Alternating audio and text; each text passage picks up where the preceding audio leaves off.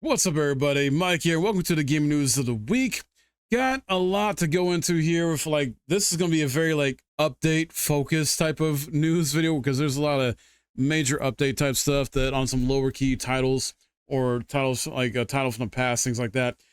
You know, Nightingale, essentially this survival RPG that some of you may know about, received its biggest major update so far. Cyberpunk apparently got a update only for PC. It's kind of minor, but might matter to some of y'all.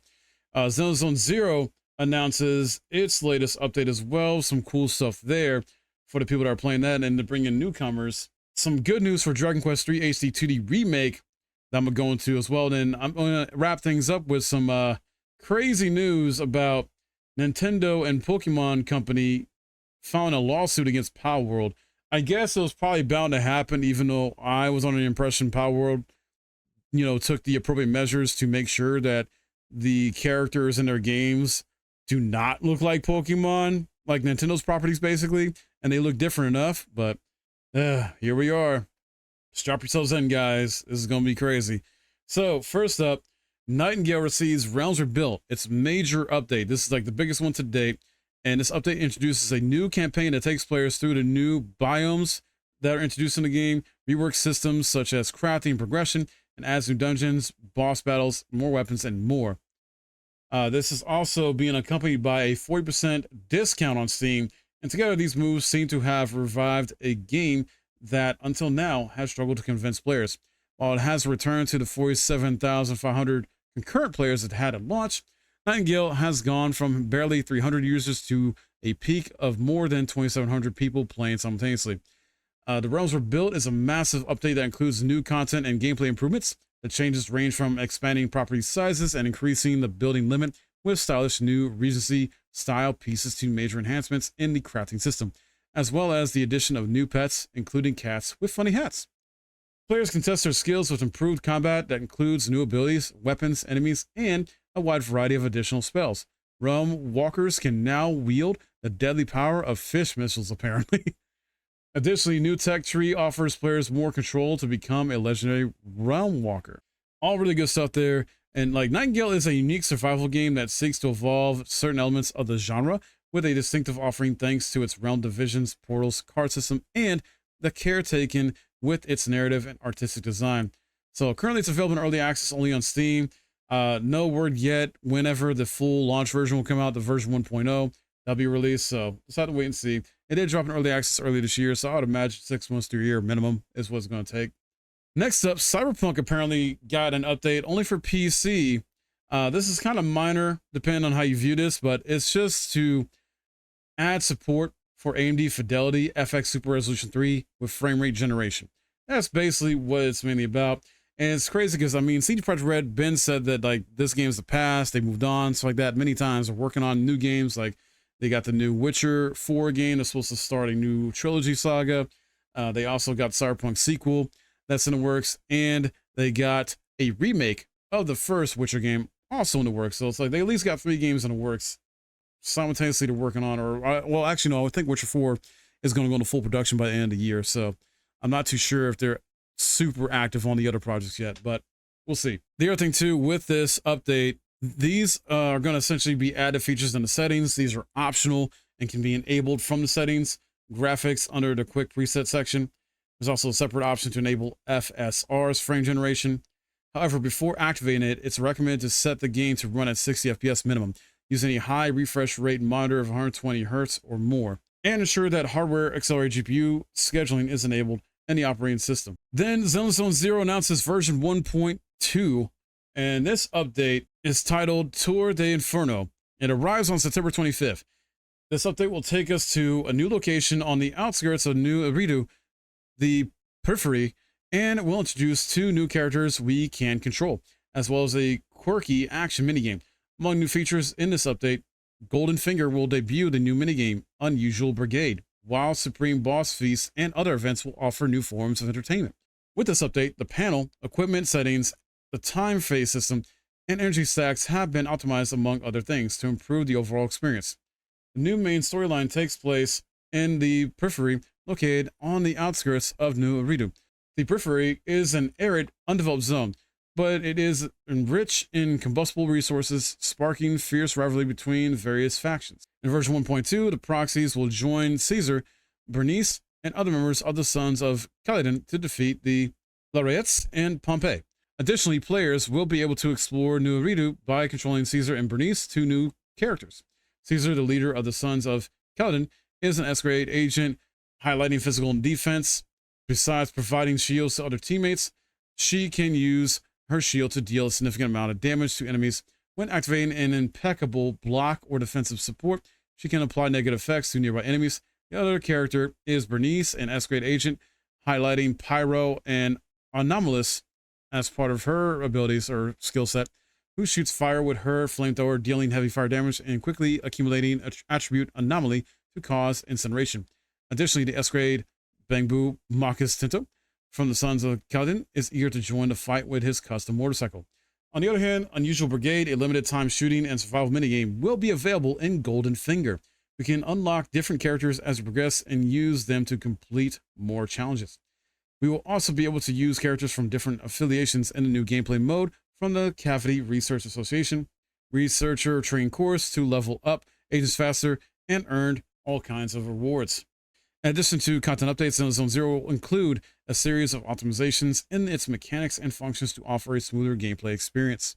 Starting from version 1.2, we will be able to automatically obtain observation data and rewards with the help of Hada after completing a panel for the first time. Some animations within the panel have been optimized and sped up to improve presentation and offer players a smoother and more direct experience with the content and battles of Chapter 4.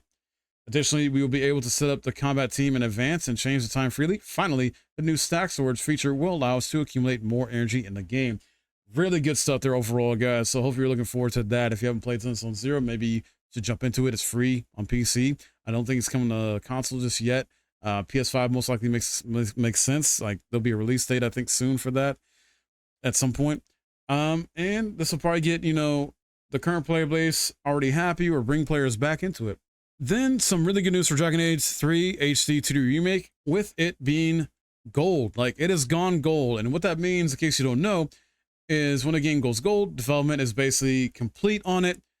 It's ready to be essentially put on disc for physical release as well as digital release.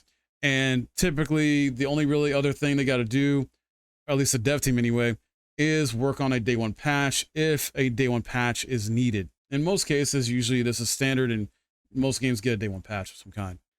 This Dragon Quest game will be releasing on PC, Steam Deck, PS4, PS5, Xbox, and Switch. And it will be coming out in November. I forgot they had an exact date. I don't remember there being an exact date, so I don't think they did give us one yet. But it'll be dropping in November. I'm excited to check this out. I've actually never played or beaten a Dragon Quest game, so I would definitely like to get this. I'm not sure if I'll get it day one, but would like to pick it up sometime in the future. And then lastly, Nintendo sues Palworld, guys. Some of the craziest stuff. Some of you might have already been anticipating this or expecting this or surprised it didn't happen sooner. But it's crazy. Nintendo and the Pokemon Company have filed a lawsuit against Palworld. And the reason they're using is apparently over patents. Specifically for patent infringement against Pocket Pair. So that's what Nintendo and Pokemon Company are utilizing. Oh no, Palworld's been out for months now. It's been on PC, Steam Deck, Xbox, and Game Pass. I know there are mods made that were Pokemon mods, and I know Nintendo cracked down on that as they were not playing around with that stuff. They're like, no, get this out of here. Like, shut that down. We don't want any of our stuff when it comes to RP and like as a mod anywhere. Like they be honest, do not get caught playing a Nintendo game with mods. Do not. They will come after you. It's just wild though, because apparently Palworld, like the creators of Palworld, hadn't received complaints from Nintendo or Pokemon Company, until now. So I guess them like button heads or having issues wasn't going to be a thing until now, apparently. So, and apparently they're also including compensation for damages. And I'm thinking like, what damages, Nintendo? Like, what damages are you talking about? In my opinion, Nintendo should lose this, or this should be just thrown out. Basically, like this should be canceled, because as far as I know, of what I've read and seen, Palworld has done enough to essentially be its own thing, not be an exact one-to-one to Pokemon, and then Nintendo, being Nintendo, wants to come after them anyway. And the crazy thing is, guys, if you don't realize, technically Nintendo based their Pokemon creatures and characters or whatever have you on other monster collecting games. Dragon Quest. For one, Dragon Quest, not Dragon Age, geez. It's the dragon in the name that confused me, but yeah, like, this is wild to me. So it's like, but yet, you know, Square Enix isn't going after him for that. I don't know. It's wild to me on this. So maybe Nintendo's just like, yeah, we've had enough. Let's just find something to get them on.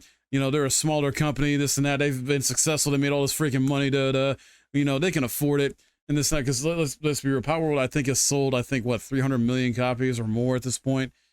So it kind of comes off very scummy and very, like, in some aspects unethical or just crazy by Nintendo and Pokemon Company. I feel like Pokemon Company might have been forced to go into this lawsuit by Nintendo. I don't know, or vice versa.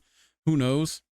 Because it's like, why would you take all this time to do it now when you could have did it before? I don't know. It's just something feels off about this. So we'll have to wait and see. Not much information is talked about outside of what I just talked about. So yeah, just have to keep an eye on this one, see what develops. This is wild to me. Honestly, I want Palworld to win this because I get tired of these bigger corporations picking on the little guys over something that isn't really that serious, because this is not really that serious, to be real. When you look at it, like, come on now. There's other Pokemon-like games out there, monster collecting games out there, like, and if you're gonna go after Palworld devs, then why don't you go after like Temtem or other Pokemon-like type like companies, whatever the heck? Come on now, come on.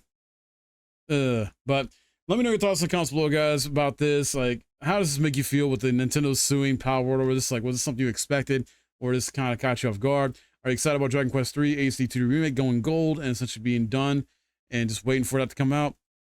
Are you going to get back into Xenosaga Zero or give it a shot for the first time with the latest update that's about to drop? Are you excited at all about Cyberpunk update for PC only, with it just really only helping with the AMD fidelity and frame generation? You know, and are you going to maybe get back into Nightingale at all, or try that out for the first time if you're into the survival RPG type of games like that, or survival crafting games? I don't know. But let me know your thoughts in the comments below. Love to hear from you guys. Don't forget also check the links and don't forget also to check the links in my description if you want to go above and beyond with supporting. There is YouTube memberships. There's the Patreon. Both have great rewards and perks. There's also the Discord if you want to be part of the community. That way we can discuss things, you know, about video games or anything else when I don't stream, stuff like that, and just get to know each other better in the community, and you make some cool new friends, basically. So check all those out. There's also CD Keys that I'm partnering with if you want to check out my link to that and get some games for super cheap, especially like Nightingale and other ones as well. Hope you enjoyed this video, and if you liked it, smash that like, it helps out a ton. Subscribe if you're new. My name's Mike. Thanks for watching.